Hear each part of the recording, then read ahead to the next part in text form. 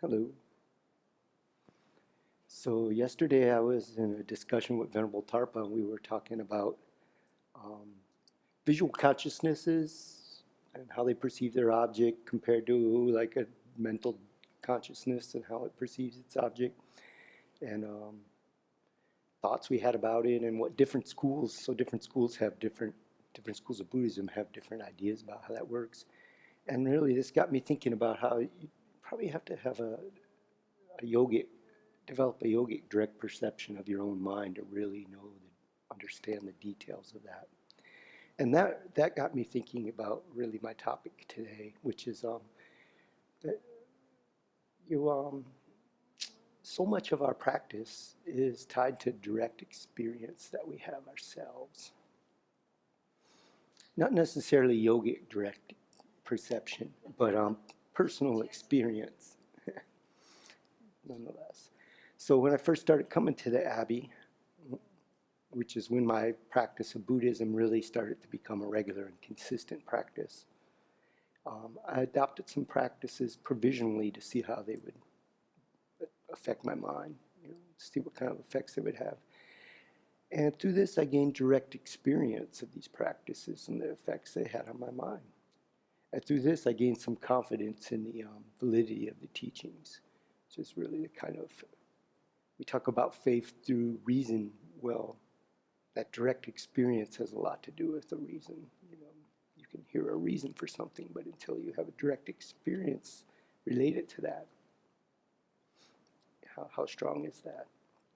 And around that time, I was also thinking a lot about the third verse in the 37 Practices of Bodhisattvas, which says, by avoiding bad objects, disturbing emotions gradually decrease.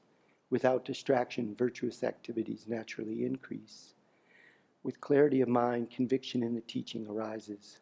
Cultivate seclusion. This is the practice of bodhisattvas.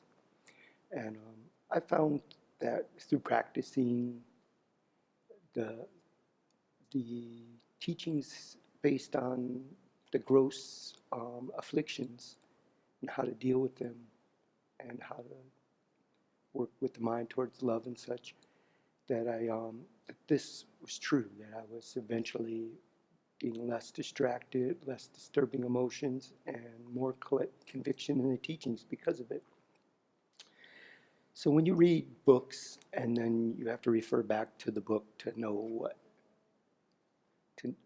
know what you read, it's called having your wisdom in a box. We read that in Daniel Purdue's book. He talks about that.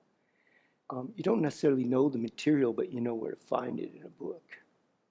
But even if you've memorized the material and the words, if you don't practice the teachings and experience it, experience the results yourself, do you really know these things? So if somebody whose words I trust had said to me this morning when it was dark out, it snowed last night and I hadn't looked outside yet, I may have responded to a second person telling me the same thing. Yeah, I know, someone so told me. But that's not the same as when I look out the window and see the extent of how much it snowed and say, wow, it really did snow, meaning much more than I had imagined. So that seeing that is the direct experience compared to hearing that. It's just so much more, so deeper. And so when we read about the mental afflictions and the disadvantages and the antidotes to them, then we have some knowledge of the negativity of these mental states and of some way to overcome them. But we don't really know these in a strong and meaningful way until we relate them to our own experience. When one observes anger in one's own mind and notices its effects, one's mind notices the effects on one's own mind and in turn sees how that can affect the outer situation or your perspective of the outer situation. Then one knows from one's own experience the disadvantages of anger. And having had some success in applying antidotes to anger, then one really knows the antidotes and which ones work best for one's own mind. And this applies not only to the afflicted states of mind, but also to virtuous states of mind. Reading about or being told about generosity does not have the same effect on the mind as witnessing an act of generosity, or being the recipient of an act of generosity, or engaging in an act of generosity oneself. With this one, I thought about if you'd never been around generosity, never been taught it, and you heard about it, it would just be so different than if you were sitting there and somebody gave half their lunch to someone who was hungry. That would have a lot more impact on the mind. And I think that for me, being drawn to the Dharma has a lot to do with what I saw with practitioners, my direct experience of applying the things to my own mind. But I was interested because of what I had seen. And this is also with meditations, whether it's the 7-point cause and effect meditations for cultivating bodhicitta or a tantric deity sadhana. Unless one engages wholeheartedly and usually repeatedly in a meditation oneself, one doesn't really know what that meditation is about any more than I could say I know somebody who I've heard about but never really met or spent any time with. When I first started living by the 5 lay precepts, I was surprised at how much my mind was affected. By refraining from killing mosquitoes, I found I was developing a much gentler attitude. To remove a mosquito from my house, I'd let her land on my hand, walk outside, get her to fly away, hopefully go back inside without her or 5 more. And a much different mind than when I used to absently-mindedly just slap. I'm sorry, I'm hitting the mic. And just slap them dead, or even zealously chase them down and kill them before I go to sleep so I would not have any mosquitoes in my house. Very different mind. And this morning I was going to take a shower, and there was a spider in the shower. I tried to catch him. It went down the drain. So I went over and used the other shower.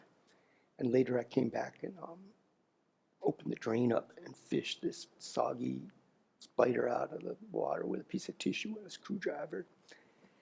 And I was like, oh man, I should have done that earlier. He looked dead. But then I came back later, and there he was crawling up the wall, and I rejoiced, And that's a much happier mind than the previous mind of my bug smooshing days. So experiencing for oneself the joy of cultivating virtue and other benefits of just experiencing that when we practice the teachings, that we can personally see that they work through our own experience. This can be such a strong propellant in one's practice. And observing one's own mind is so key to Buddhist practice. If we aren't watching what's going on with our mind, we can't learn about it. We can't train it. We can't steer it in the moment. And we really can't even keep ourselves from being drug around by its habits. Every level of this practice, observing one's own mind, is crucial. From the beginning, the mundane things, to the level of an advanced yogi, watching the subtle impermanence of the mind to see what's going on when the mind observes its object or such. So that's really what I've been thinking about, is how we have to embrace the practices and really they're only really living practices when a living being is practicing them. So when we want to be able to practice the teachings and make changes in our own mind stream so that we can become fully awakened in order to have the best ability to benefit others. But also, we want to do this in order to help preserve the Dharma so that generations can have these teachings, not just on pages, but in a living form. These teachings have come down to us for 2,600 years, and they've been handed down. Even before they were written down, they would be handed down from practitioner to practitioner. So we really want to embody and manifest these teachings in a live way. Now I want to close with a quote from the Mahayana Sutra, the Exalted Wisdom Going Beyond. And I think I read a similar quote out of this in another BBC, but I'm going to read this here. Since understanding the mind is the cause of wisdom, they should thoroughly cultivate the attitude of not looking for Buddhahood elsewhere. And so this is what our practice is about looking at our mind, knowing our mind, and steering our mind in the most virtuous way for the benefit of all beings.